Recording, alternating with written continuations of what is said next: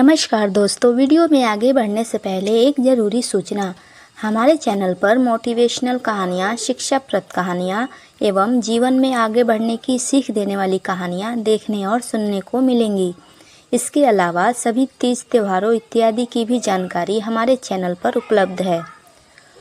तो चलिए शुरू करते हैं। यह कहानी है एक किसान और पत्थर की। एक समय की बात है, एक गांव में रामू नाम का एक किसान रहता था। वह अपने बड़े से खेत में खेती किया करता था। उस खेत में एक पत्थर था जो जमीन में धंसा हुआ था और उसका एक हिस्सा जमीन के ऊपर निकला हुआ था, जिसके कारण किसान को खेती करते समय बार बार चोट लग जाती थी और कई बार वह गिर भी गया था। कई बार तो वह खेती करने का औजार भी टूट चुका था। रामू रोज की तरह आज भी सुबह सुबह खेती करने पहुंचा, पर इस बार भी वही हुआ। एक बार फिर किसान का हल पत्थर से टकराकर टूट गया। रामू किसान इस बार बहुत क्रोधित हुआ और उसने मन ही मन सोचा कि आज जो भी हो जाए वह इस चट्टान को जमीन से निकालकर इस खेत के बाहर फेंक देगा। वह तुरंत भागा और गांव से 4-5 लोगों को बुला लाया और सभी को लेकर वह पत्थर के पास पहुंचा।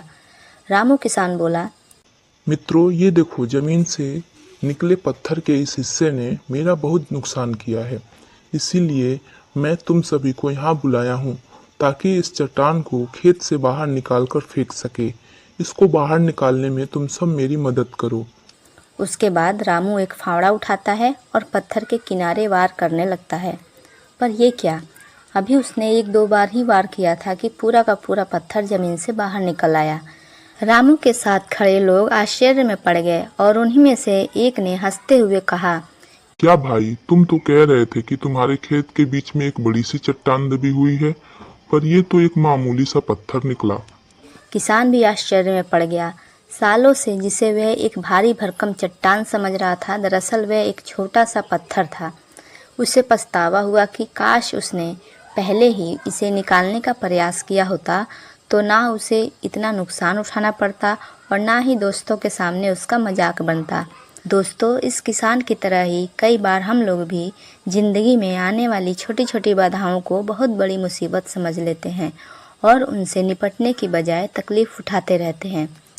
समझदारी इसी बात में है कि हम बिना समय गंवाए उन मुसीबतों से लड़ें, और जब हम ऐसा करेंगे तो कुछ ही समय में चट्टान से दिखने वाली समस्याएं एक छोटे से पत्थर के समान दिखने लगेंगी।